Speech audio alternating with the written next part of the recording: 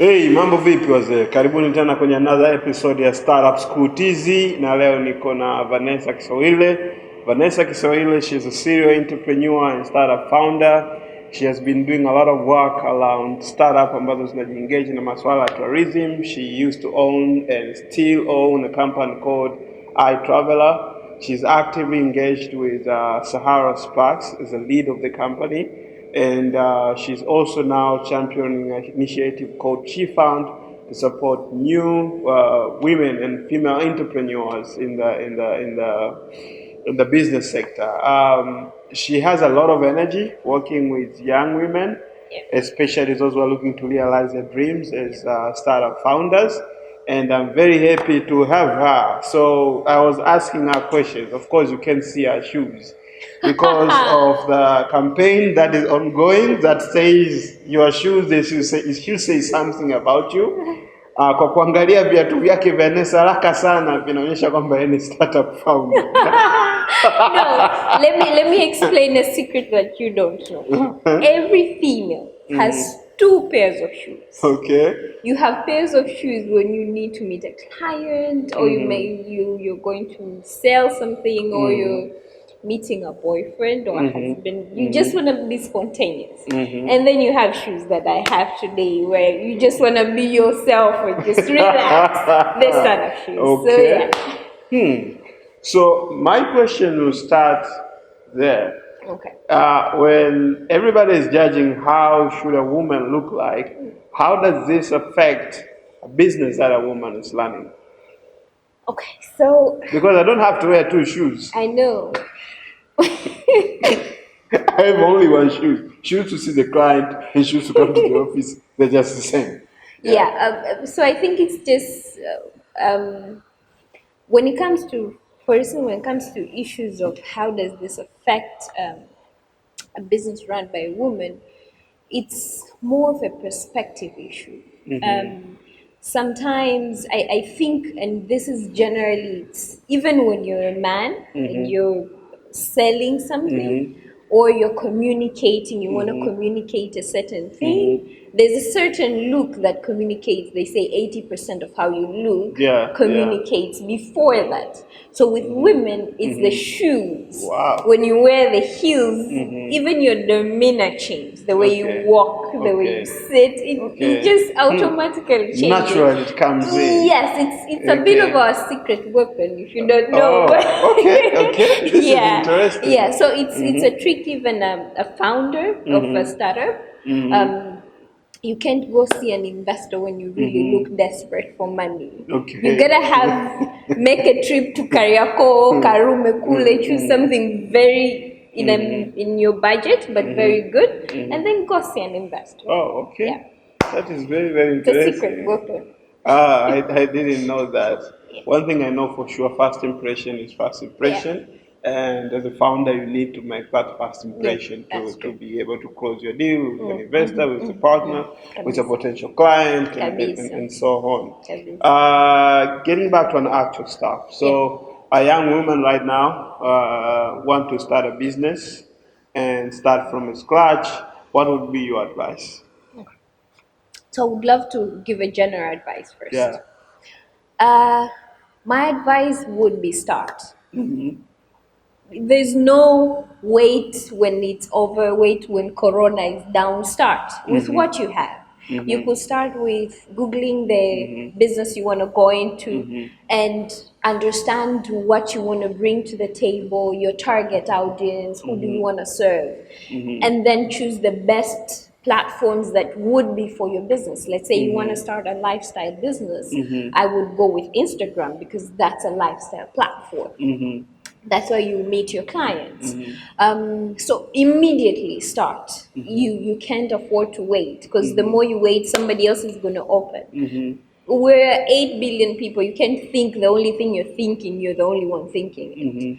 But second is really understanding yourself as a person, first as a founder of a business, because one thing that we miss sometimes, it's a business or a brand is a persona. And most of the times, the lead of that business brings his or her persona into the business. The values and the standards ambazo ana set kwake ndo zinazokuwa zina guide ile business. So understand what your values, because that will even drive utakapojenga team, utakapo find a co-founder, all that is in a drive that. So understand yourself, your values and all that you bring to the business. From your own perception, I really like what you just said. I just want to take you in another direction. From your own perspective, we talk about women founders and women entrepreneurs. There's been a lot of discussion of providing an opportunity, a platform for them to shine and showcase what they do, also and attract investment.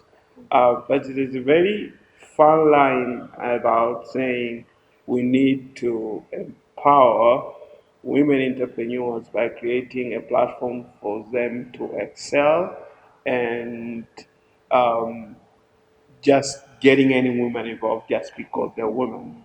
I don't know if you get what I'm trying to say. I hear you very well. So this is a very complex situation. Yes. Especially when it comes to fundraising. Been a lot of discussion, like most of the funds and most of investors are investing in female-led businesses. And there's been a lot of discussion why this is happening. Is it because they're women? Is it not because they don't have the merits to get the funds? From where you sit, what do you think is a problem and what needs to be done? So I think the issue is like any other business, you need to qualify. If you're going to see an investor, you need to qualify. It's beyond the gender lens. It's about I'm gonna put my money in this. How is your team? How is your idea? If unaenda kwa angel investor, idea yako ina visibility, I mean ina uwezo wa kugrow, ina uwezo wa the viable part of it, the visible part of it, and if it's a business tayari, namba zake zikoje. So you need to qualify. I think what needs to be done before creating a platform to engage these women is to have a value chain ya systems ambayo inasaidia hizi female-led businesses to qualify to reach the level ya kwenda kuona investor who apply for investment. Do we need to start women-specific investment and commercial funds? I think it's a very good idea, and it's a good opportunity for female-led businesses, and I'll tell you why. It's true, all businesses need to qualify, but also let's not forget there's this social demographic limitations that zimewekwa kwa women from how they're raised, from what they're supposed to say and where and when, how they're supposed to behave if they're leader of a business or they're leader of a home. They're supposed to be a neck and not the head. There are a lot of these things that are really, really confusing a woman, especially a woman that knows herself, knows I want to do this, I want to go for this. So I think hiyo inampa kabisa opportunity a woman who is really running a business and she knows her shit. But the challenge inakuja pale ambapo it's giving an opportunity just to anybody because they're a woman. So I think and I believe hizi platforms zote zinazotengenezwa, they still have standards. The first that qualifies you is you're a woman leading a business. But then after that, unaanza sasa kujudge ile business in terms of qualifications and characteristics of a business. So I still believe there's definitely a need because you can't run a community if one side is left behind. How do you define a woman-led business? A female-led business. Yay! Okay. First, what's the difference between a female and women-led business? It's okay. It's the same thing. It's the same thing. No, you're starting to confuse me. Okay, what's the difference? How do you define a female-led business? Okay. No, it's okay. Let's jump to the actual question. No, I think I'm more used of the vocabulary part. Okay. I would define a business where the top management of that business is a woman. Top management means if you have 10 board members, 6 are women. Oh. I'm talking about the CEO. I'm talking about the COO, the CFO. That's my definition. If all of them, Not all of them necessarily, but at least 60% of it. 60% of it. At least that's my Okay. definition. Okay. General definition: the head, the CEO, the founder, the manager of that business has to be a woman. That's a general definition. Okay. Yeah. Okay. Okay. Okay. Yeah. So you talked about this like social demographic or limitations that hinders women opportunity to become successful founders. We started SheFound because we saw this gap in our community, in our society also. And we've been trying to do activities here and there. What do you think are the most practical steps, not as a government, not as a big organization, but as a community, as a society, we need to take to empower more women to start their own businesses? Because it starts with our culture, and culture is strategy for breakfast. We can set up very good plans, but as you say, since it's not from home, um, these young ladies are not built to become those powerful iron women to build their startup from the scratch, build successful business out of it. Then whatever work we do when they grow up, as much as it creates some kind of impact, but it doesn't help us to reach that goal. The whole point of us starting as SheFound is not leaving one community, one group of a community behind. If at all we want this African community to go anywhere. Now, working with female entrepreneurs for as long as I've worked with, I think it's about 5 to 6 years now, generally. Um, there are three key areas that I've learned. There's the personal part of the woman, where you need to deal with her confidence, her understanding, her perspective, really deal with her mindset. And then there's another part, the system part, where you need to literally teach her how to enforce herself within the system and let the system automatically adapt and agreeing and accepting that she's there and she's doing something.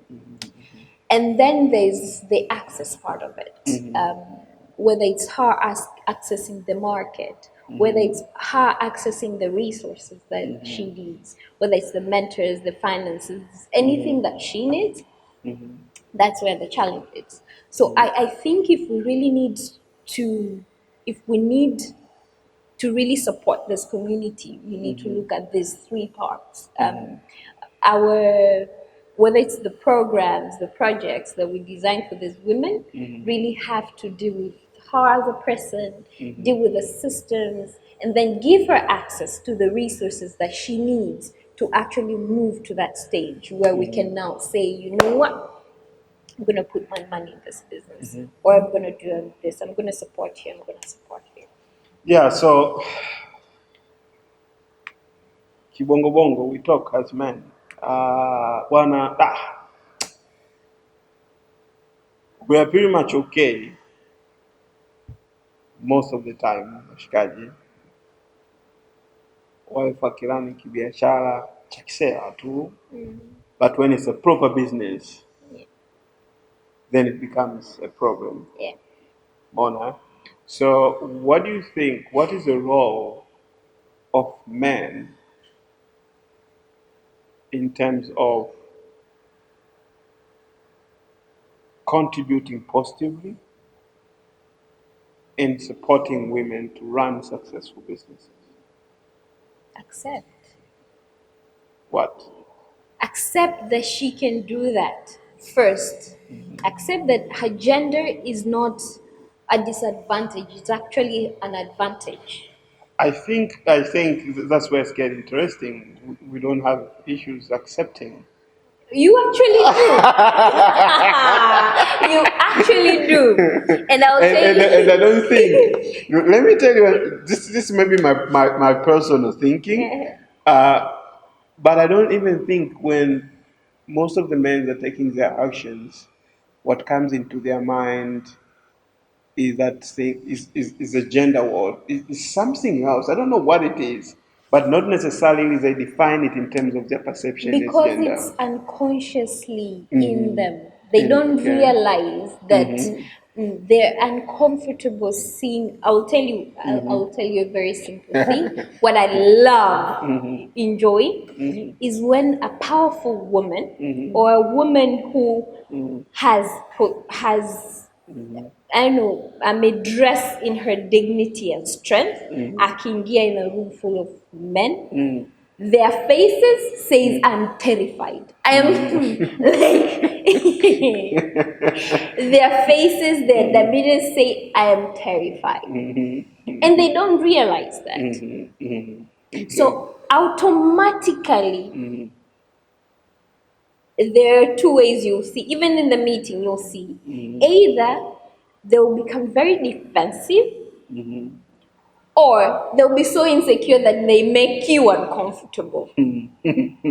Because they'll try to please her and please her and please her. Okay. So that's why I'm saying accept. Accept that this person can actually run a business. Okay. Accept that if you can trust her to raise your kids, she can raise it. She can raise a business because they're literally the same thing. However, characters are instilled to the kids, in the same way she can build systems. And processes. And processes in the business.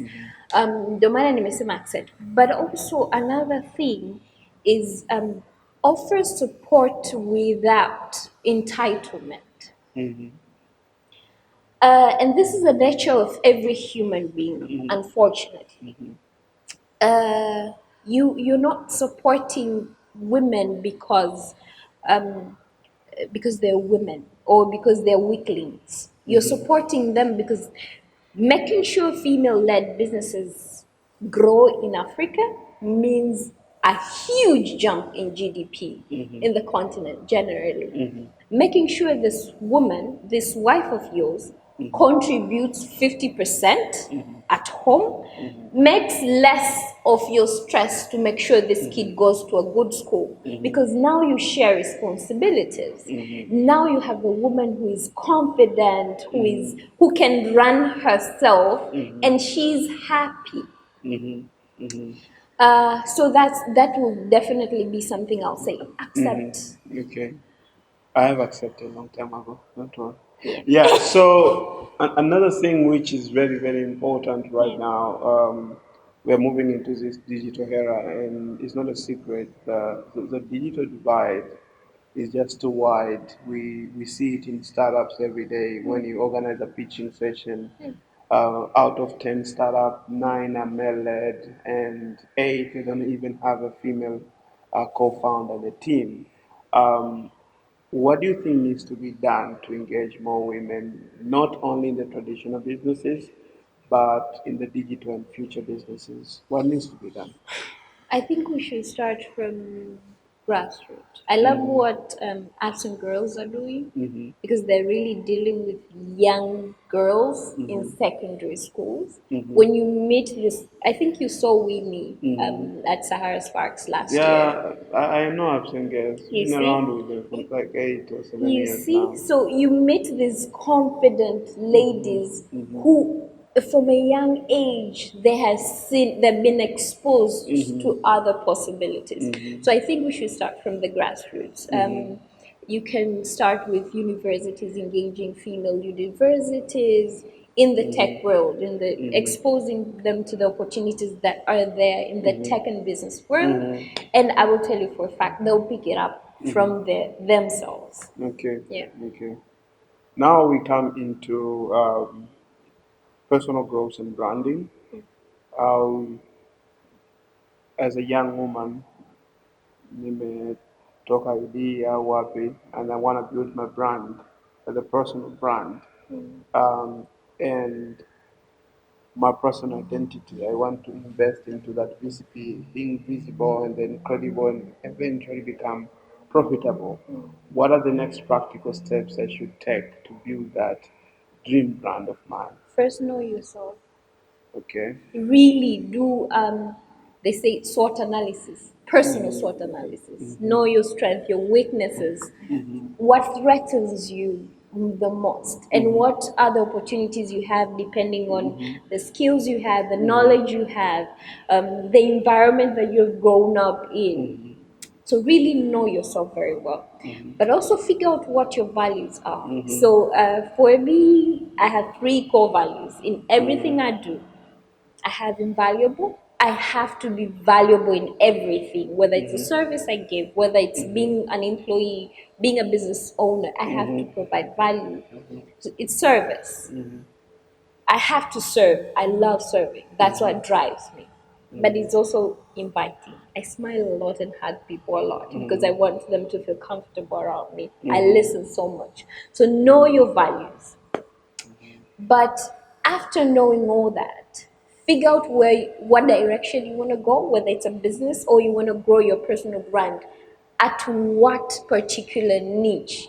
Sometimes it's not easy, it's not something you figure out overnight, but you can't be everywhere. Yani leo una tweet about fintech, kesho uko unaongelea kuhusu agriculture, kesho kutwa una udaku na what is happening with Instagram celebrities.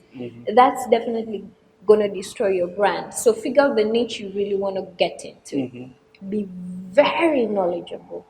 Yani hii ndio mida ya read a lot of books about personal branding, about leadership, because one thing about the concept of leadership, inaanza from personal leadership. Every person is born to be a leader. We're just tumekuzwa na ile mindset ya kuaminishwa kwamba you're to be a follower and kuna watu fulani they have to be a leader. So there's something called personal leadership. Learn a lot about that. Understand how to hold yourself and carry yourself. And then third, use the tools ambazo ziko. Open social media accounts. I would go with 2 maximum when you're starting, and invest heavily in that. Put what you really want to communicate, what you want to learn, engage with people that can support you, engage with people ambao wako in that sector or niche ambao unataka kuingia. So if you want to build a brand like a YouTuber, follow a lot of YouTubers, maybe lifestyle YouTubers, wengine tofauti because you want to learn. And then when you choose your niche, nimechagua labda I want to be a travel YouTuber. Follow travel YouTubers and engage with them. Hiyo inakusaidia ku understand what is happening in that particular industry, to communicate the right way, the right things, and to communicate your values that can serve within your area of interest. So that will be how you can definitely get started. Okay. Yeah. So my next question, building up from what you have just said, I've had 2 keywords: being knowledgeable and invest in your skills. Um, one of the key issues that make leaders to be leaders is their ability to learn and learn and Relearn. relearn. So I brought this book when I came back, I think, from Switzerland, Yeah. for all the ladies in my team to read. And I read I don't know how many of them have read it. I have. But Sophia wrote some amazing stuff in Girls Boss. Yeah. Um,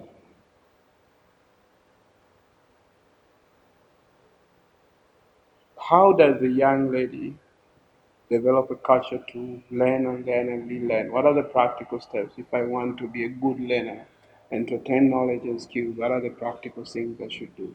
Because that is very essential, not just for a startup founder, but for a potential young lady who want to become a leader. Accept you don't know everything. That's the first step. Accept that you don't know everything, and accept that things are going to change along the way because the world is changing every day. But also seek the right people. Engage with people that can add value to what you're looking for.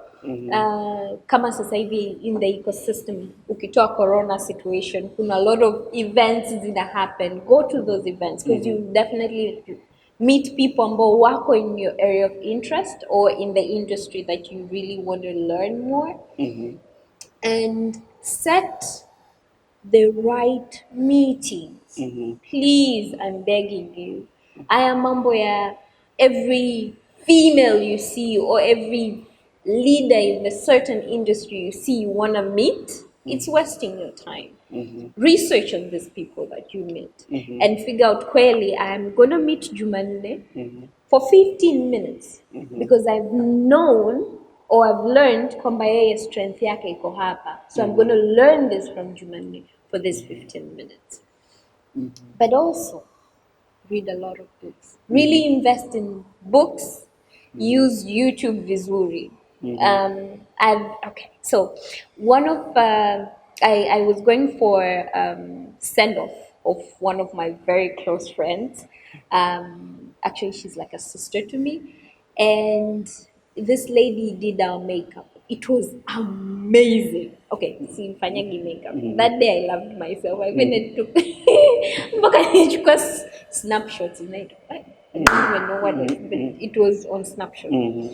So and then she was telling us her story, and she said she knew she loved beauty, but she learned how to do that on YouTube. Wow. And tulikuwa watu nane, we were all paying 50K for one day.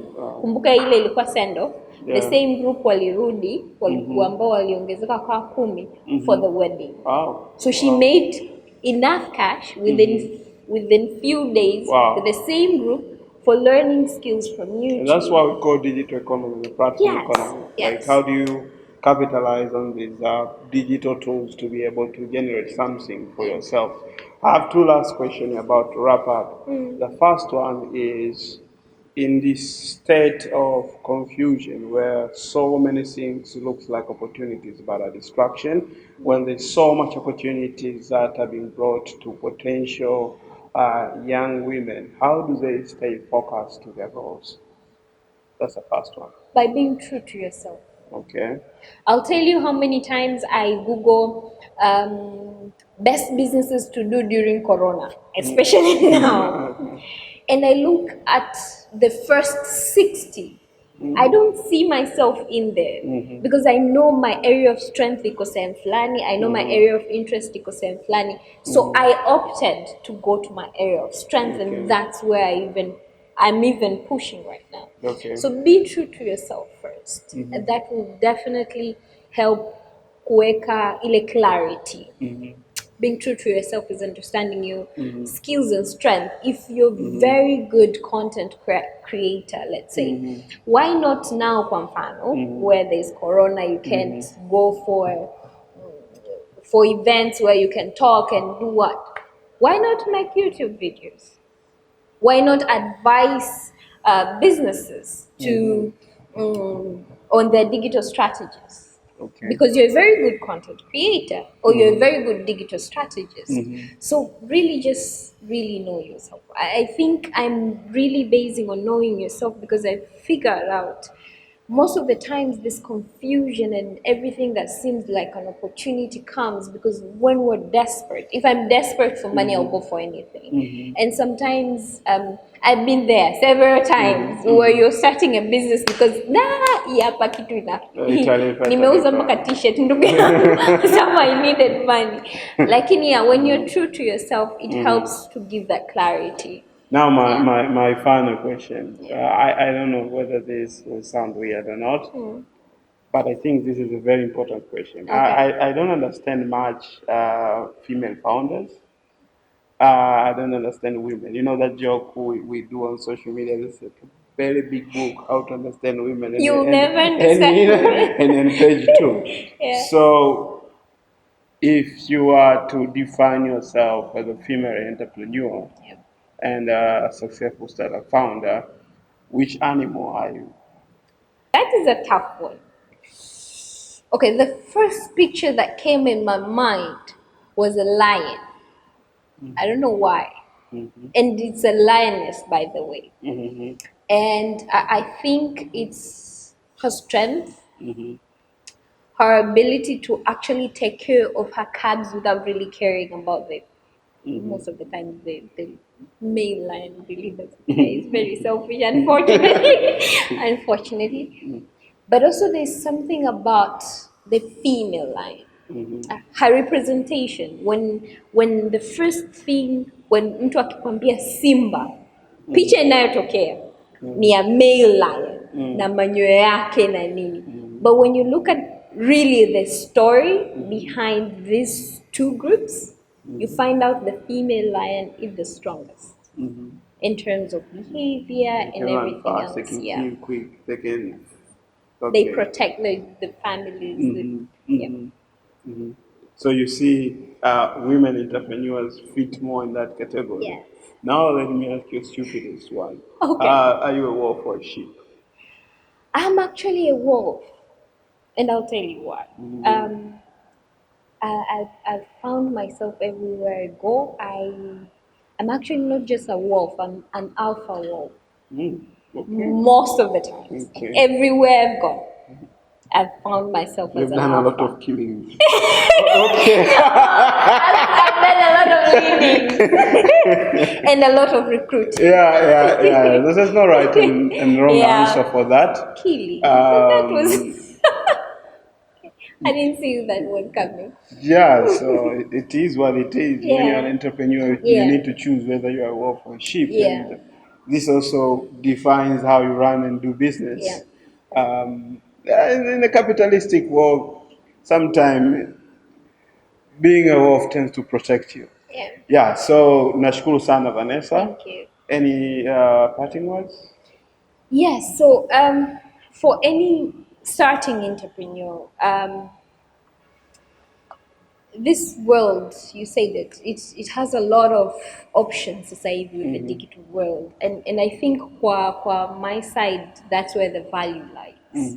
You have access to a lot of things that can help your business to grow, au wewe idea yako ikapata support na nini. So I think my parting words would be, tumia hizi resource vizuri. Okay. And the time you have hasa kwa sababu upo chuoni, this is the right time to experiment. Different ideas you wanna do. But also it's the right time to experiment entrepreneurship kwa sababu sio journey straight up. You can start selling juice. You can start doing this because entrepreneur is sell. So you learn how to sell. Start now. That would definitely be my parting words. Start now. Really use these resources that are available effectively for your good. And stop complaining. Please stop complaining. Great. Thank you so much, Vanessa. This was another episode of Startup School TZ.